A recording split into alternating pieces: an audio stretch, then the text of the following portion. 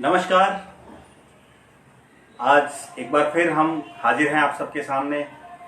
मैं डॉक्टर रविंद्र मारू आप सभी का तहे दिल से स्वागत और अभिनंदन करता हूं।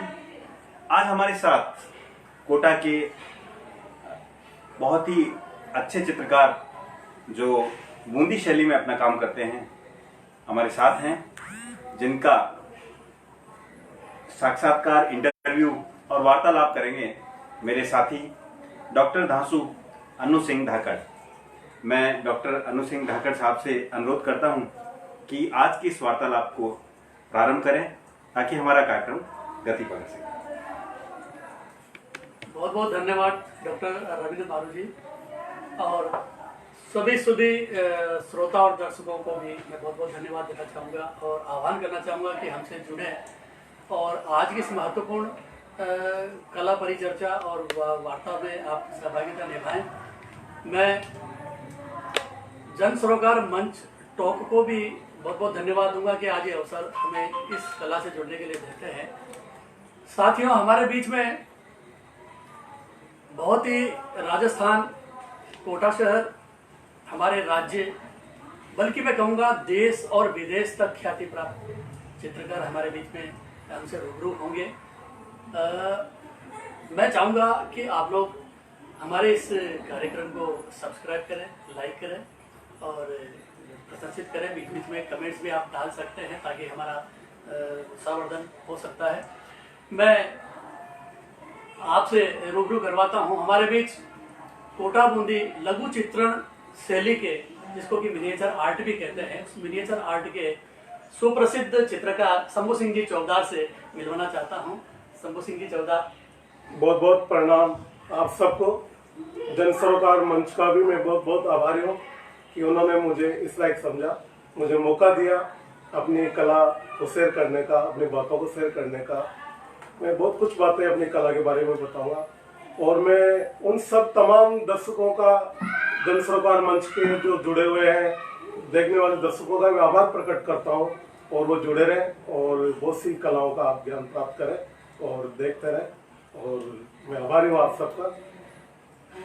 कला के क्षेत्र में राजस्थान बहुत ही समृद्ध रहा है, चाहे वो लोक कलाएं रही हो, चाहे वो परंपरागत कलाएं रही हो, चाहे वो आधुनिक कलाएं रही हो, और कलाओं का क्षेत्र बहुत व्यापक और विस्तृत रहा है। और इस व्यापकता में है रंगमंच है, साहित्य है और लोकनाट्य है, बहुत सारी चीजें हैं। उनमें से दीवारों पर उतारे जाने वाले, उकेरे जाने वाले चित्र भी हैं और इसमें बड़े। और कोटा बूंदी की एक विशेषता रही है हमारे राजस्थानी परंपरागत चित्रण शैली की कि यहाँ पर किसी चित्र का छोटा रूप बनाया जाता है जी, जिसको कि लघु चित्रण शैली कहते हैं। उसका बहुत लंबा चौड़ा कारोबार रहा है और उसको सुंदर बनाने में कला शुरू से ही, आदिकाल से ही ये अपना स्थान बनाए रखती है। और राजस्थान इस मामले में हम कहेंगे कि संगीत हो या चित्रकला हो या रंगमंच हो या खेल शैली हो, गायन शैली हो, सभी कलाओं के लिए समृद्ध रहा है। बिल्कुल सही। ऐसे में ऐसे ही कला समृद्ध शहर कोटा से हमारे शंभू सिंह जी चौबदार हमारे बीच में है, जो लघु चित्रण शैली, जो कोटा कलम के नाम से और बूंदी कलम के नाम से कलाकार हैं और ये इसमें दखल रखते हैं और अपनी पहचान अंतर्राष्ट्रीय स्तर पर रखते हैं। मैं शंभू सिंह जी से निवेदन करूंगा कि थोड़ा सा अपना परिचय हमारे दर्शकों को आप दें। जी, बहुत बहुत प्रणाम आप सबको। मैं कोटा राजस्थान से Shambhu Singh Chaubdar, SS Chaubdar art gallery से। मैं कोटा बूंदी शैली चित्र बनाता हूँ और कोटा की पेंटिंग है, बूंदी की पेंटिंग है, ये काफी समृद्ध रही है और काफी इसको बनाने में संघर्ष रहता है, काफी बहुत इसमें कठिनाई आती है। बिल्कुल। और मेरा भी बहुत संघर्ष काल रहा है, बिल्कुल, जिसको जिसको मैं शेयर करना चाहूँगा। बिल्कुल, हर कला साधना होती है और साधना में बिल्कुल कला साधना होती है। बिल्कुल सही बात है कि मेरा एक इतिहास में आपको बताऊं, मेरे दादा परदादाओं का। जी जी। बात ये 100-150 साल की है, अपने बहादुर सिंह जी के टाइम की। उस टाइम पे मेरे जो पापा थे जी, वो चौबदारी के साथ साथ मतलब चित्रकारी में भी दखल रखते थे। क्या बात है, बहुत बढ़िया। तो विरासत में मिली है। विरासत में मिली भी है, मैं भी मिली है, दोनों बातें मैंने तो सुन कर दी है, अभी मैं आपको बताऊंगा। आपका निजी संघर्ष भी रहा है। जी बहुत रहा है। तो क्या हुआ कि बहादुर सिंह जी के टाइम पे मेरे दादाजी ने ऐसे उनका एक चित्र बना दिया, पोर्ट्रेट, और वो किसी के मार्फत वहाँ पर पहुंचा दिया। वहाँ पर जब उन्होंने देखा तो वो पोर्ट्रेट बूंदी दरबार को बहुत पसंद आया, और उन्होंने उससे प्रभावित होकर उनको बुलाया कि इसके बारे इन चित्रकार को मेरे सामने लाओ, क्योंकि गांव के लोग थे। अब वो घबरा गए एकदम से। उन्होंने कहा कि हजूर मैं कोई गलती तो न होगी क्या जो दरबार ने बुलाए थे, दरबार ने कैसे बुलाया, दरबार का नाम सुनता ही सब काम जाता है टाइम पर। सही बात है। तो उन्होंने बुलाया तो वो कहने नहीं ऐसी कोई बात नहीं है, उनके एक सवारी भी भेजी घोड़ा, तो वो कि चलो कोई बात होगी। वहां पर जाके जब उन्होंने देखा वहां पर, और उनको अवगत कह भाई ये आपने बनाया चित्र, कि हाँ हुक्म ये मैंने बनाया, मेरी प्रशंसा थी कि मैं आपको एक भेंट करूं, कि तो ठीक है ये चित्र आपने बहुत बड़ा बनाया है, और हम आपको एक राज चितारा की उपाधि हम आपको देना चाहेंगे। बिल्कुल राज चितारा की। तो वो बहुत खुश हुए। उस टाइम पे चला, देश आजाद हो गया। उसके बाद में जब राजाओं के राज चले गए, जागीरें चले गई, तो फिर क्या है कि परेशानियां कलाकारों को भी आने लगी। चौबदारी से उनका पैसा था, वो चौबदारी पैसा हट गया, और फिर खाने कमाने का जब नौबत आई तो हमारा परिवार जो वो तो एक सारे लेकर मेरे पापा फिर वहां से आए, बूंदी रहे। बूंदी भी कुछ टाइम बाद में यहाँ रहे। तो वो क्या है कि एक बात मैं कहूँगा कि खून में जो कला होती है अपना जोर जरूर दिखा। बिल्कुल बिल्कुल, कलाएं इसी प्रकार से परंपरागत रूप से पीढ़ी दर पीढ़ी चली है। बिल्कुल बिल्कुल। तो मेरे पापा तो फिर कर नहीं पाए, तो मेरे को विरासत में वो मिल नहीं पाई। लेकिन जो खून में जो उबाल होता है कला का, वो मैं बात बता रहा हूँ। मेरे अंदर वो एक कला बचपन से मेरे रही, और मैं 90 से चालू करता हूँ। मेरी कला यात्रा 90 से चालू हुई साहब, और 90 में मेरी शादी हो गई जल्दी। तो कहा कि यार अब अपने ऊपर एक परेशानी आ गई है, अब ये शादी जल्दी होगी तो अपने पास जिम्मेदारी भी आएगी। तो मैंने थर्मल में नौकरी चालू कर दी। उस टाइम पे थर्मल में नौकरी करता था। मेरे अंदर दो खूबियां थी कि मैं गायकी भी करता था, गा भी। क्या बात है, हाँ जी, मैं गाता भी था, और ये पेंटिंग भी बनाता था। पेंटिंग का इतना शौक मेरे उस टाइम पे था कि मैं वहाँ के जो रजिस्टर रहते थे थर्मल के रीडिंग वाले, उनमें मैं पेन से चित्र बनाया करता था। बहुत अच्छा। तो बहुत से जो इंजीनियर वगैरह थे तो वो खुश होते थे, बहुत से हमें डांट भी देते थे कि क्या करते रहते हो, बहुत से हमें वाई वाई कहते थे। तो मैंने एक दिन बैठे बैठे देखा कि यार अपने अंदर ये अपने थर्मल की नौकरियां हैं, कॉन्ट्रैक्टर की नौकरियां हैं, और अगर कॉन्ट्रैक्टर निकाल देगा तो फिर कल अपन क्या करेंगे कि अपन गाने का फील्ड अपनाए या फिर अपन चित्रकारी का। मतलब दो राय पे आ गए जी। हर जीवन दो राय पे होता है जी। आदमी एक बार जीवन में दो राय पे होता है। बिल्कुल। मैंने निर्णय फिर ये करा, मैंने कहा यार गाने में तो हुट कर देते हैं लोग, वहाँ इंसल्ट होती है, तो यार बात तो नहीं, वो भी एक कला है। हाँ, लेकिन वो एक स्टेज वाली बात है जहाँ अपन सर्च पाते हैं वही चुने। बिल्कुल। तो मैंने सोचा कि यार अपन तो चित्रकारी का ये क्षेत्र अपना है। एक सत्यनारायण जी गौतम का मैं नाम लेना चाहूंगा, मेरे प्रथम गुरु रहे। यहाँ पर एक वो बेचारे बॉडी में ऐसे बनाते रहते थे, मैं रोज वो उनके सामने से निकलता था, और मैंने 2-3 दिन में उनसे कहा, मैंने साहब मैं उनका चौधरी जी का लड़का हूँ, दुर्गालाल जी का, और मैं पेंटिंग सीखना चाहता हूँ, वहाँ भी आ जाओ। तो साहब मैं उनके पास चला गया, और वहाँ पर पेंटिंग में बनाने लगा। तो उन्होंने कहा कि भैया ये राइटिंग के जो ऐसे ये होता है राइटिंग के ब्रश, उन्होंने ये राइटिंग के मेरे को बता दे, राइटिंग करो, ये बहुत पट्टी पोतो और ये लिखो। 2-3 दिन मैंने कहा यार ठीक है करता। अब एक दिन वो ऐसी बूंदी से लेके पेंटिंग बना रहे थे, तो वो पेंटिंग बना रहे थे, मैंने कहा पेंटिंग के साथ ये बूंदी से लेके पेंटिंग है।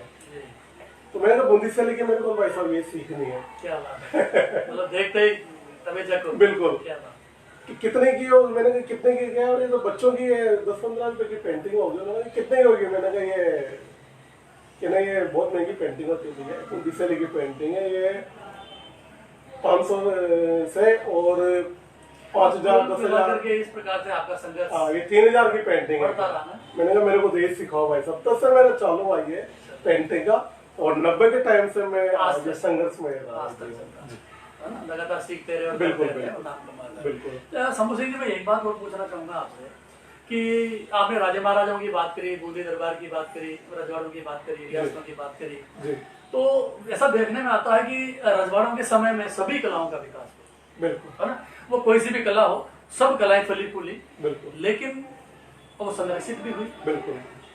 क्या कारण रहा होगा कि ये कलाएं अब विलुप्त हो रही?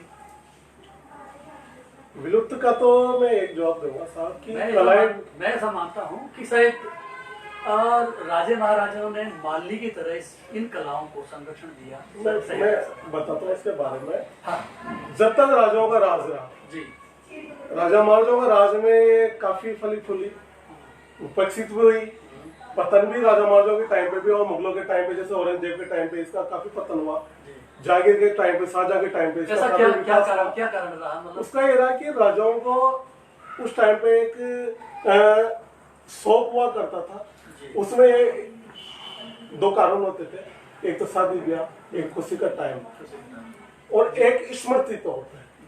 जैसे कि राजा जी शिकार करने गए, हाँ, तो उसकी स्मृति पे तो वो उसका चित्रण स्मृति तो एक राज चित्र का एक काम होता था कि वो राजा उनके साथ जाता था। अच्छा। उसकी एक मचान बनती थी, उससे पूरा व्यू वहां से दिखता था। अच्छा। और वो शिकार का खाका जो भी दृश्य जो आज खाका रहता है, खाका वो खींच के लाता था, उसका फाइनल वो वहां बनाता था। दूसरा ये हुआ, दूसरा शादी ब्याह, उसमें भी उसको सजाने के लिए, वेलों को सजाने के लिए इसका प्रयोग काफी किया गया। कला सुंदरता बढ़ाती है, तो बिल्कुल बिल्कुल आंतरिक और बाहरी सभी प्रकार की सुंदरताएं वो बढ़ाती हैं। जी जी बहुत बढ़िया। तो इस कारण से मतलब कला का संरक्षण, बिल्कुल बिल्कुल, ये राजाओं का एक संरक्षण काफी रहा है। आज के टाइम पे क्या है साहब, मैं एक बार और आपको बताऊं कि विलुप्त क्यों हो रही है। जी, कोटा बूंदी से लिए में ये होता है कि इसमें पेशेंस की काफी जरूरत है, धैर्य चाहिए इसमें। आप इन पेंटिंगों को देखेंगे, कोटा बूंदी से की पेंटिंगों को, इनमें काफी बारीकियां हैं। एक पेड़ बनाने के लिए 2 घंटे लग जाते हैं। क्या बात है। तो ये पूरा चित्र पूरा करने के लिए लगभग कितना समय लग जाता होगा? बहुत ध्यान से बनाना पड़ता है। एक चित्र बनाने के लिए मैं बताऊं आपको कि 5 दिन से लेके और महीने 2 महीने तक भी एक पेंटिंग में लगता है। वो साइज काम के ऊपर रहती है। जैसे नायका की पेंटिंग है तो आपको मुश्किल से 2 दिन में हो जाएगी।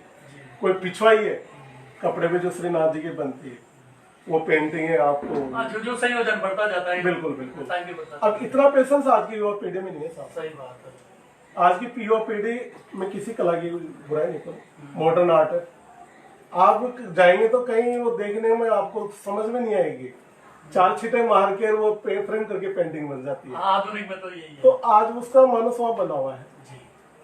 इतना वो मेहनत करना नहीं चाहता, लेकिन मैं आग्रह करूंगा, उनसे अपेक्षा करूंगा नए कलाकारों से, इस कला को सीखे और भारतीय कला को जीवित रखें।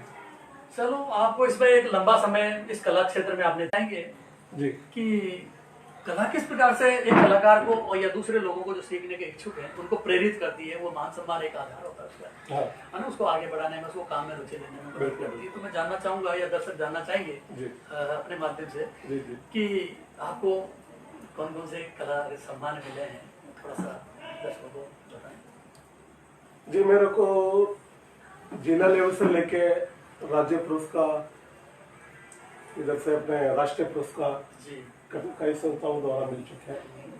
राज्यपाल पुरस्कार मिले हैं और राष्ट्रीय अंतर्राष्ट्रीय पुरस्कार मिल चुके हैं। और एक अच्छी बात मैं बताऊंगा कि मैंने 25,000 पेंटिंगें बना था वर्ल्ड रिकॉर्ड में। बहुत बढ़िया, बहुत बहुत बधाई के पात्र हो आप। बहुत बहुत धन्यवाद। सुंदर काम किया आपने। और गिनेस वर्ल्ड रिकॉर्ड में भी मेरा नाम अभी पिछले साल बहुत सुंदर। सम्मिलित हुआ है। और अब मैं हमारे भावी जो प्रधानमंत्री जी है उनकी एक मैंने कोलाज में पेंटिंग बनाई है। मैं ऑयल में भी काम करता हूँ, जी, तो मैंने मोदी जी की एक पेंटिंग बनाई है, उसको मैं चाहूंगा कि लिम्का रिकॉर्ड में भेजूंगा। क्या बात है, बहुत सुंदर, बहुत सुंदर। ये जो आपके कलाकर्म को करते हुए जो कला का प्रतिफल के रूप में जो मान सम्मान मिला, मैं चाहता हूँ कि हमारे दर्शक जो भी लोग देख रहे हैं उन लोगों को भी इस क्षेत्र में जुड़ने में रुचि पैदा होगी, प्रेरणा मिलेगी जी कि यहाँ पर काम के साथ दाम भी है और दाम के साथ सम्मान भी है। बिल्कुल तो बिल्कुल बहुत सारी चीजें हैं। बिल्कुल। शंभू सिंह जी, अगली बात मैं आपसे जानना चाहूंगा कि कोटा बूंदी की जो मिनिएचर शैली है, जी तो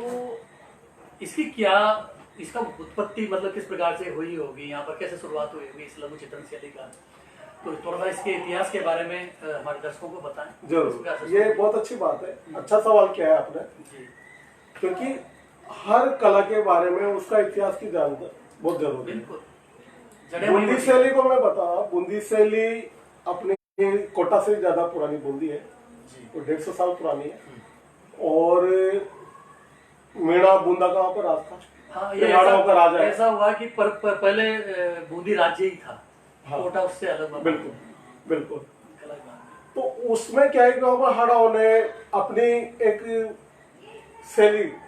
शैली मानी स्टाइल, हाँ उसको वहाँ का पहना और वहाँ का सारे वहाँ के चित्रों को आग्रह करके वो वहाँ की एक डेवलपमेंट करी। जी। लेकिन उसमें भी प्योर बूंदी वो पहले नहीं बनी, उसमें भी मालवा का समावेश आया है, क्योंकि चित्रे वहाँ बूंदी के थे नहीं। मालवा से कलाकार वहाँ पर जैसे आरक्षण देने के लिए वहाँ पर लाए और उनसे काम करवाए, तो उनकी शैली वहाँ बोले तो मालवा का पुट उसमें आया। बाद में ये मुगलों के अधीन हुई बूंदी, तब मुगल शैली का इसमें पुट आया। उस टाइम पे बहुत बारीक इसमें काम होने लगा। मतलब अपने यहाँ की परंपरागत और मुगलों का प्रभाव दोनों चीजें इसमें देखने को मिली। बिल्कुल बिल्कुल। बाद में जब कोटा स्टाइल यहाँ की आई, जी। कोटा शैली जो यहाँ की आई, वो कोटा शैली में भी 17वीं सेंचुरी तक बूंदी का प्रभाव रहा। जी। टोटली बूंदी शैली पे पेंटिंग बनी है, आप देखोगे तो कोटा बूंदी एक जैसी लगेगी आप। बिल्कुल। 17वीं सेंचुरी हाँ, तक। ऊपरी तौर पर। जी, जी। Same to same. लेकिन फिर 17वीं सेंचुरी में जब वो राजा राम सिंह द्वितीय, उन्होंने अपनी प्रथम शैली डेवलपमेंट करी और उन्होंने फिर एक अपनी, जब 17वीं सेंचुरी से ये कोटा शैली हुई और आप देखोगे तो ये वहां से अलग शैली लगी। 17वीं सदी से बिल्कुल ये कोटा शैली की तरफ बढ़ गई। बिल्कुल बिल्कुल। तो मैं जानना चाहूंगा कि बूंदी शैली और कोटा शैली में जी, कोई विशेष मोटा अंतर क्या है, जिससे हमारे दर्शक कभी अगर उनका पाला पड़ा ये इनका अवलोकन करने का, तो वो पहचान करके अलग कर सके कि ये कोटा शैली है। बहुत सारी चीजें होती है इसको अलग करने के लिए।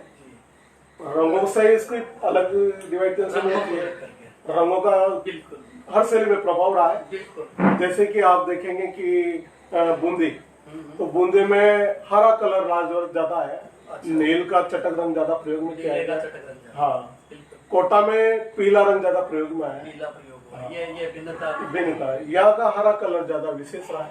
जी। और आप देखेंगे कि नाग नक्श जो हर शैली के हैं, मतलब नायिकाओं नायिकाओं के इनके जो चेहरे जो हाव भाव है, जी, वो हर शैली के अलग अलग आए।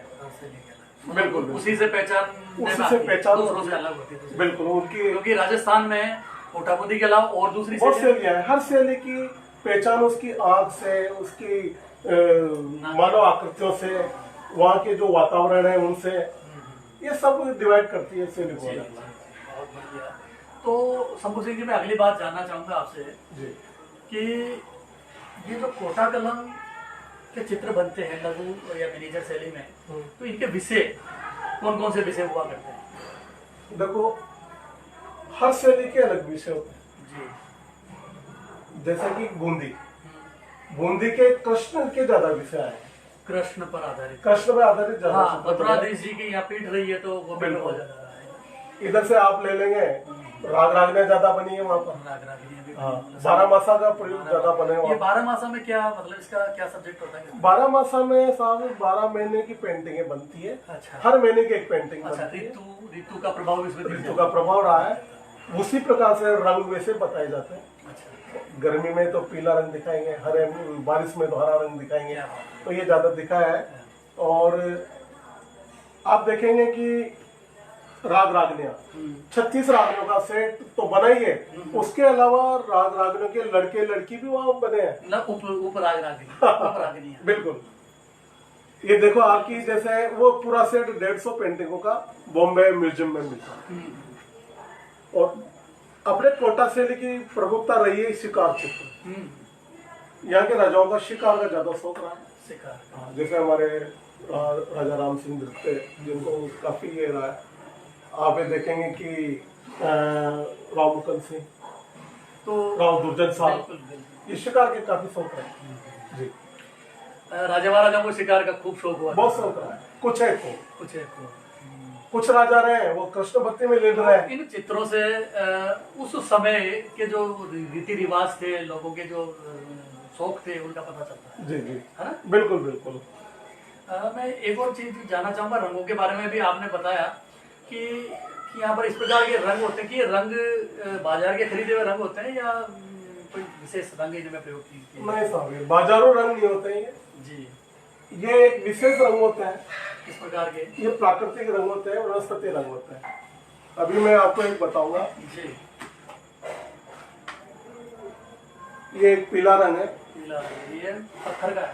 हाँ, ये मिट्टी का कलर कह सकते हैं। ये पेवड़ी है। पेवड़ी। और भी पथरीले रंग है, अच्छा। जैसे कि हंसराज इंगुलो है, लाजवरत है, लाजवरत। मुर्दा सिंगी है, और भी बहुत सारे रंग है। तो इन्हीं रंगों का प्रयोग किया जाता है। तो इन रंगों का प्रयोग किया जाता है। और इसके लिए कलम भी विशेष प्रकार की आई है। आप ये देखेंगे, ये एक कटार कलम है।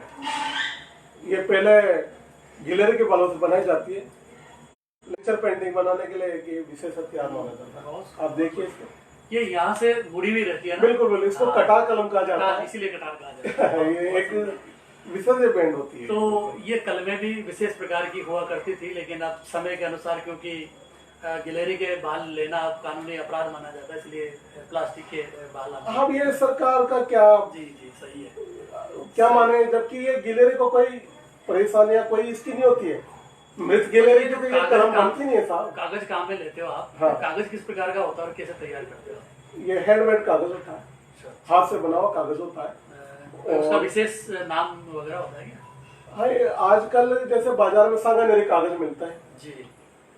और पुराने बइयों के जो कागज आते थे, सली का कागज आता था जी, और घास का कागज मिलता था जी। आप देखेंगे बहुत पत्र देते थे, और बांस के जो कागज आए उसमें भी चित्र बने। हाँ, तो वो बनाते थे आप, वो उससे मोम लगा करके उसको पत्थर से घिसते थे? ये एक आजकल बसली, उसको हम हमारी भाषा में बसली बोलते हैं कागजों को। वह एक पतले जो हैंडमेड कागज होते हैं, उनकी तय पे तय चिपकाई जाती है। अच्छा। जैसे 3 कागज 4 कागज की तय को उसको एक बसली कहते हैं, और उसी पे पेंटिंगें बनती है। जी, सुंदर, मतलब वो प्रभाव उसका है। बिल्कुल, उसी पे उसकी वैल्यूएशन होती है। बिल्कुल जी। कोटा बूंदी कलम अन्य जो राजस्थानी कलमें हैं, जैसे किशनगढ़ी शैली है, मेवाड़ी शैली है, उधर मारवाड़ी शैली है, उड़ाड़ की शैली है, तो इनसे कैसे भिन्न होती है? अभी थोड़ी देर पहले एक क्वेश्चन आपने मेरे से करा था। बिल्कुल बिल्कुल, ये उसी जैसा प्रश्न है। इसको भिन्नता के लिए वही होता है कि जैसे किशनगढ़ शैली है, किशनगढ़ शैली में आंख की प्रमुखता आई है, मत्स्य जैसी आंख आई है, लंबी नाक आई है, ठुड्डी निकली हुई आई है, सुराही दार उसकी गर्दन आई है। वो एक किशनगढ़ शैली को अपने आप को ये बूंदी शैली है। किशनगढ़ शैली में बनी ठनी जो कि बनी ठनी प्रख्यात रही है। आपको मैं बता दूं, राजा सामंत सिंह की एक प्रेमिका थी वो, और बनी ठनी उन्होंने एक खिताब दिया था राजा, वो सच संवर के जब राजा के सामने आए तो राजा जी ने उनसे कहा कि आज तो आप बड़ी ठंडी लग रही हो, ये मैं आपको एक किताब देता हूँ। तो वो उनको एक बड़ी ठंडी का किताब दिया, मतलब वही एक मॉडल बन गया। बिल्कुल, और आज विश्व ख्यात है। वैसे आप बूंदी शैली को आज विश्व में जानते हैं। बिल्कुल, बूंदी शैली को भी पूरा विश्व जानता है। बिल्कुल। इसमें अब हम थोड़ा सा राजस्थान से बाहर निकले हैं तो लघु चित्रण शैली तो वहाँ पर भी विकसित हुई है, जैसे कांगड़ा है। बिल्कुल, पहाड़ी कलम है ना। तो इसको अपन राजस्थान की शैली से उस पहाड़ी कलम को कैसे अलग करेंगे? इसको आप देखेंगे कि पहाड़ी कलम बहुत प्राकृतिक मानी गई है जी। आप देखेंगे कि पहाड़ी कलम में जो लोग थे वो उन्होंने प्रयोग, इसको पत्थरों का प्रयोग पहले किया, वनस्पतियों का किया, और उसमें अपने यहाँ की जो कलम है हड़ौती की और पहाड़ी की कलम है, उसमें नेचुरलता ज्यादा है जी। और कृष्ण के चित्रों का ज्यादा प्रयोग उसमें हुआ है। और आप देखेंगे कि उसमें भगवान शिव के भी काफी चित्र आए हैं।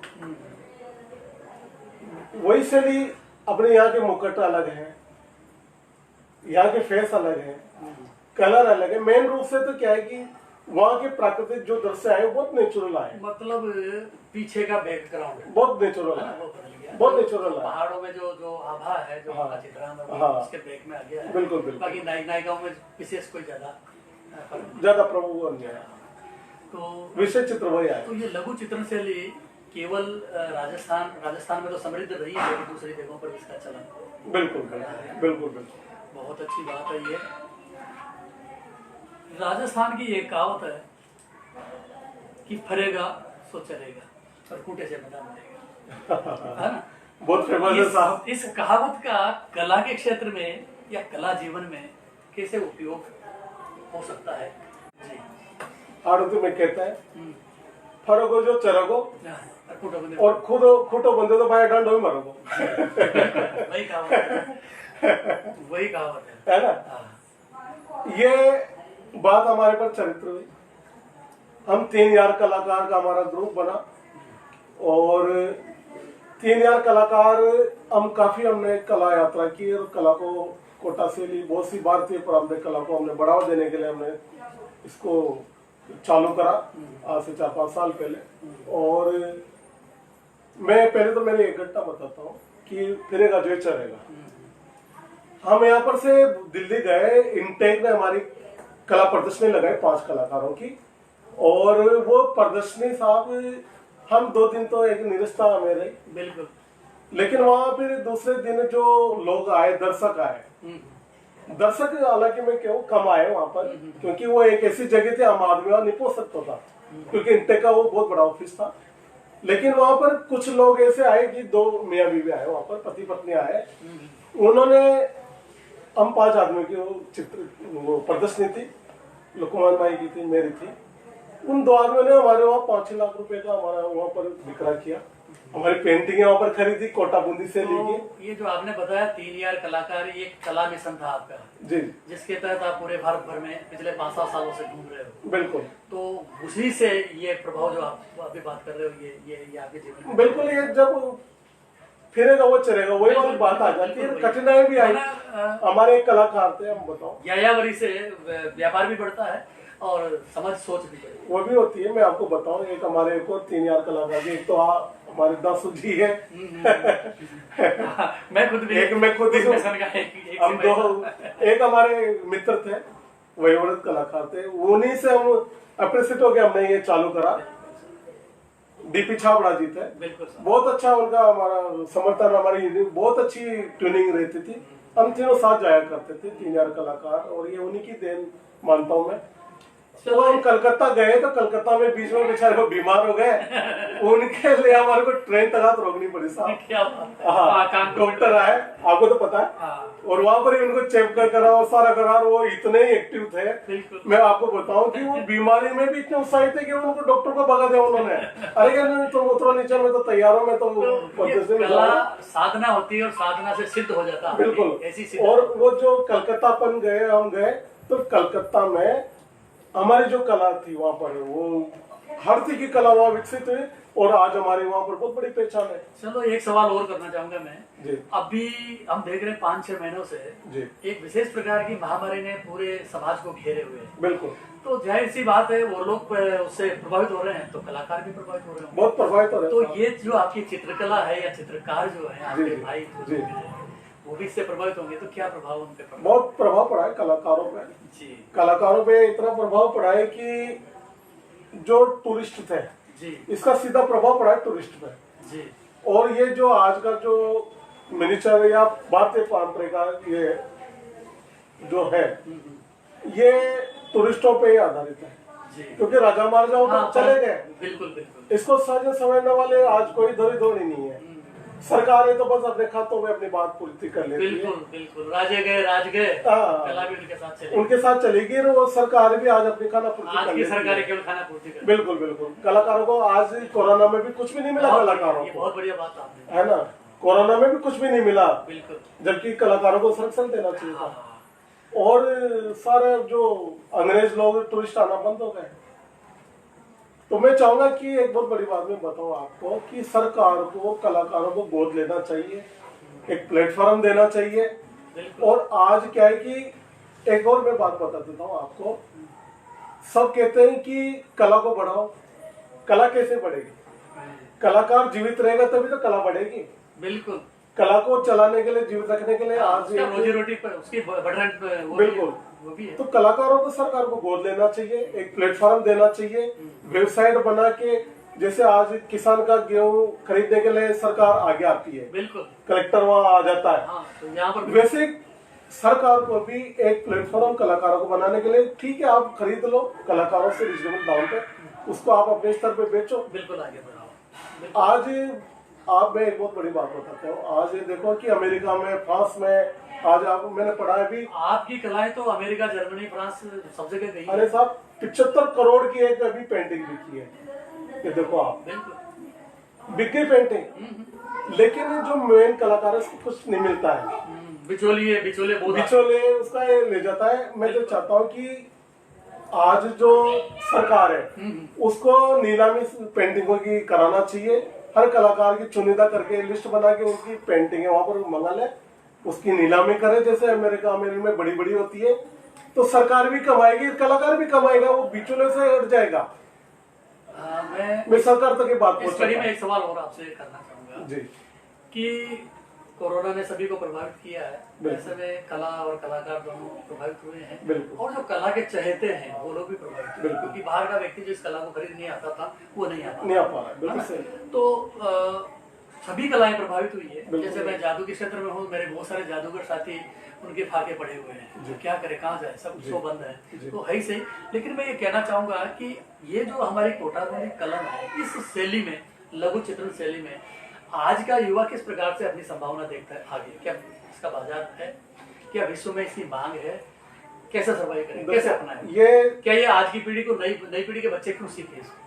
ये प्रश्न अभी आप जो बात कर रहे थे, हाँ, उसी से जुड़ा हुआ है। हाँ, बिल्कुल जुड़ा हुआ है। आज की युवा पीढ़ी एक ठीक है निरस हो जाती है, लेकिन उसको लगेगा कि नहीं यार ये कला बिक भी रही है, तो जब कला बिकेगी तो वो आदमी ऑटोमेटिक ही जुड़ेगा। बिल्कुल, और युवा आज का इसलिए हो जाता है कि यार इतनी मेहनत हो रही है इसमें, अब ये बिकेगी भी या नहीं बिकेगी, रहता ही स्वाभाविक है ना? बिल्कुल। तो सरकार को वही चाहिए कि इसको ये करना चाहिए, और युवाओं को भी आगे आकर इस कला को आगे बढ़ाना चाहिए। और बिल्कुल आज कला सीख रहे हैं लोग और उसका संघर्ष कर रहे हैं, लेकिन ये कि मतलब सरकार को प्रोत्साहित करना चाहिए ताकि आज की युवा पीढ़ी इसको सीख सके। बिल्कुल सही बात बताई आपने जी। मेरा एक और सवाल है कि ये जो लघु चित्रण शैली है जी, ये समाज की संस्कृति में किस प्रकार से घुल मिल गई है? समाज के तीज त्योहार हैं, ग्रस्त जीवन है, धार्मिक क्रियाकलाप है, बिल्कुल, है ना? तो यहाँ किस प्रकार से प्रभावित किया है इसने? बहुत प्रभावित किया था। पहले भी तीज त्योहार, लोक जीवन, शिकार चित्र, सवारियां, इस पे बने काफी चित्र बने हैं, बिल्कुल, और इन्हीं को इस पे दर्शाया गया है। आज भी जो बनाते हैं, अभी हम सोच रहे हैं कि एक नया 12 मासा इस टाइप का बना है, उसमें नई चीज दिखाए हम, और आज भी जब हम दिखाते तो आज समाज का हर क्षेत्र चित्र बहुत अच्छा रहा है। बिल्कुल सही बात है। शंभू सिंह जी, बहुत सारी चर्चा हमारी हुई है, बहुत ही रोचक जानकारियां आपने इस कला से जुड़ी हुई हमारे दर्शकों को दी है। आशा है कि ये लोग इस कला के जो बारीकियां थी उसको जान करके इससे जुड़ने की दिशा में आगे बढ़ेंगे। एक और अंतिम सवाल मैं कहता हूं कि आप कलाकार हैं, और कलाकार वो चीज है कि इस सृष्टि में, इस समाज में, संसार में भगवान को भी परिचय अगर दुनिया से करवाया ना, तो कलाकार नहीं करवाया। कौन जानता? राजा रवि वर्मा से पहले हमारे घरों में जो कैलेंडर है, कैलेंडर के द्वारा हम हमारे देवताओं को, देवी देवताओं को, भगवानों को जानता है। उसी के माध्यम से बहुत बड़ी चीज हो, आप हस्ती हो। कहते हैं कि कला ही जीवन है। अंतिम बात यही खत्म करेंगे अपने। कहते हैं कला ही जीवन है, क्या आज भी ये कथन सत्य है? हमारे जीवन में कला का रोल है? बिल्कुल है साहब, क्योंकि कला हर क्षेत्र में आदमी के अंदर है। आदमी बाल संवारता है, अपना मेकअप करती है, बोलता है, आप हार श्रृंगार करते हैं, हर प्रकार के दृश्य देखते हैं, वो एक अपने आप में कला जीवन है। बिल्कुल, गांधी जी तो यहाँ तक कह गए इस कला के लिए कि बिना कला को आत्मसात किए मनुष्य बिना पूछ के बैल के समान। बिल्कुल बिल्कुल बिल्कुल, बहुत बड़ी बात कही है उन्होंने। और ये देखो कि आप हर इंसान में, तो कहूँगा हर इंसान में एक कला होती है, वो संगीत की हो, कला की हो, मतलब चित्रकार की हो। जीवन के हर क्षण में, हर पल में, हर हरकत में कला बिल्कुल, वो एक पहलू है। आप एक कदम भी उठाते हो तो शायद वो भी एक बिल्कुल बिल्कुल कलात्मक बिल्कुल। तो मैं तो इतना ही कहूँगा कि बिल्कुल ये आपकी जो पंक्ति है बिल्कुल सार्थक है, बिल्कुल। और आज के ये समय कला ही जीवन है, और मैं तो पूरी तरह से मानता हूँ। मतलब आदि काल से लेकर के अनादि काल तक कला जीवन से जुड़ी हाँ, रहेगी। बिल्कुल। और कला ही जीवन है, जीवन के बिना बिल्कुल बिल्कुल कला भी अपनी है। बिल्कुल। बहुत बहुत बढ़िया जानकारी आपने दी, इसके लिए बहुत बहुत धन्यवाद सभी दर्शकों की तरफ से आपको।